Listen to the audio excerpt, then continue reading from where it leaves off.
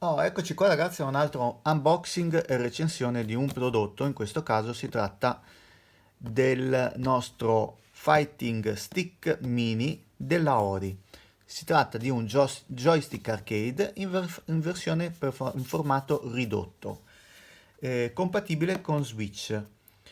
Non solo però, perché vi dico subito che questo prodotto qui, essendo dotato di porta USB, è perfettamente compatibile con il vostro PC, Mac o anche con Raspberry, il quale appunto funziona benissimo con questo joystick. Andiamo un attimo a vedere la confezione. Allora, sulla parte superiore della confezione c'è un'immagine del nostro joystick. Sulla parte invece inferiore abbiamo una serie di informazioni per quanto riguarda appunto il prodotto. E in questo caso sono in inglese e in francese, però appunto ci viene detto che è un fighting stick compatto, eh, con tutta una serie di funzionalità, una alta qualità di micro switch per il joystick e 8 tasti di pulsanti. Bene, poi che cosa ci viene detto? Ci viene detto che cosa c'è all'interno, che c'è appunto un controller, un manuale. Sul lato invece, sull'altro lato c'è l'immagine laterale del nostro joystick, lato inferiore non c'è niente e lato superiore neppure. Andiamo ad aprire la nostra confezione.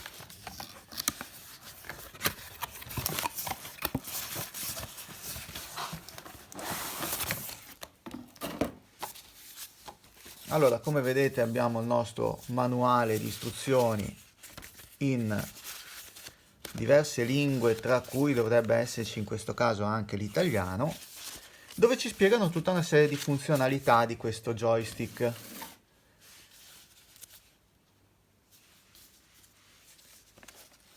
Tra cui anche una funzione che dopo vi farò vedere. Non riesco a trovare l'italiano, ma dovrebbe essere qua dentro, probabilmente. Eccolo qua, guardate, trovato. Non vado ad aprirlo del tutto, però l'italiano c'è. Poi,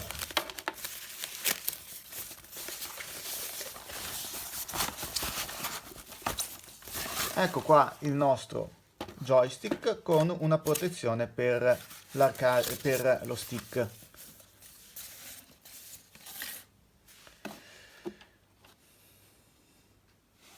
Vedete il layout appunto dei nostri tasti, possiede appunto le lettere A, B, XY come per i Joy-Con della Switch appunto, e il tasto LR e come vedete il ZR, perché quelli della Switch sono ZR e ZL. Questo joystick arcade, appunto, come vedete le misure sono molto smart, possiede un joystick con micro switch molto molto comodo, pratico, non è molto pesante, ok? Quindi appunto non è non è il massimo per quando dobbiamo tenerlo appoggiato, perché potrebbe rischiare di andare un po' in giro, però diciamo che sul parte inferiore vedete c'è i gommini antiscivolo che fanno il loro dovere. Diciamo che fosse stato un po' più pesante, forse sarebbe stato meglio, però va bene, ci accontentiamo. I tasti non sono dotati di micro switch, ma hanno un buon feeling, non hanno la dimensione classica dei tasti delle planche arcade, però appunto sono più simili, diciamo, a dei pulsanti da premere anche con, vedete, con il nostro pollice. E qua abbiamo invece una serie di tasti funzione, tra cui tasto più, tasto meno, che sono quelli appunto della Switch, tasto home, il tasto cattura immagine, che è questo qui, e un tasto turbo. Questa è una funzionalità molto interessante per questo joystick, e qua abbiamo un LED, poi vi farò vedere un attimo come funziona. Cosa differisce tra questo joystick arcade e quello che è stato venduto per la PlayStation 3 e 4? Vedete? Il nostro joystick è praticamente lo stesso identico, cambia solamente la colorazione, il layout dei tasti, che qua presenta appunto il nostro quadrato cerchio X, eccetera, eccetera. Qua abbiamo il tasto Home della PlayStation, tasto Option, il tasto Share, e questo è uno switch che ci permette di passare dalla PlayStation 3 alla PlayStation 4 come appunto funzionalità, in modo tale che sia compatibile con entrambe. Joystick che è lo stesso identico. Tasti, se devo dire la verità, questi sono più morbidi, questi sono un po' più rigidi, mi ci trovo meglio su questi, non so se hanno cambiato probabilmente le molle, ma questi sì, facevano decisamente più rumore, sentite?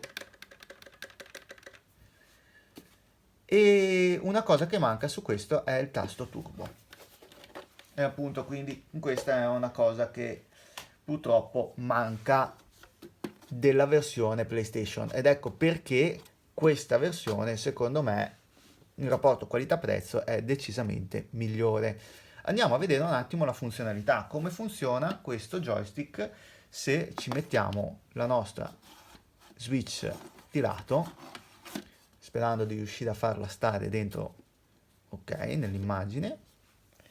Andiamo a collegare la nostra Nintendo Switch, il nostro joystick alla Nintendo Switch. Vi servirà un cavo OTG come questo, vedete?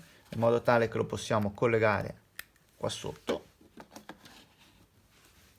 E andiamo a tanto liberare il nostro cavo della protezione e andiamo a collegare il nostro joystick a vedere come viene rilevato. Allora, noi l'abbiamo intanto collegato. Ok, accendiamo la nostra Nintendo Switch. Vedete? Viene subito rilevato dalla console. Andiamo a schiacciare i nostri pulsanti funzione, che così vi faccio un attimo vedere. Torniamo nella home e andiamo, vedete, sui nostri cambia impugnatura e vediamo come viene rilevato. Viene rilevato come joypad pro USB, quindi questo, per farlo rilevare subito, ovviamente dovete andare nelle impostazioni. Noi adesso andremo, vi farò vedere anche questa cosa. Andiamo, no, non voglio, sono andato un po' troppo. Allora, andiamo nelle nostre impostazioni, intanto riduciamo un po' la luminosità così magari riuscite a vedere un po' meglio. Ecco qui. Spostiamo un po' lo schermo, ecco, così vedete tutto lo schermo. Andiamo in controller e sensori, comunicazione via cavo del Pro Controller. Dovete mettere la spunta su sì. Una volta che avete fatto questo, vi verrà automaticamente visto il nostro joystick arcade. Andiamo a vedere un attimo un gioco a caso. Aspettate che vi alzo un po' il volume, che così riuscite a sentire.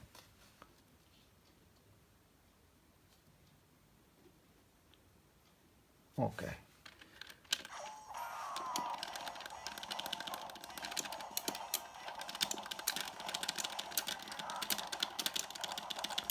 Come vedete tutto funziona perfettamente, molto comodo, il layout è ottimo, vedete la mia mano ci sta con le 4 dita perfettamente qui, ma voglio farvi vedere la funzionalità turbo.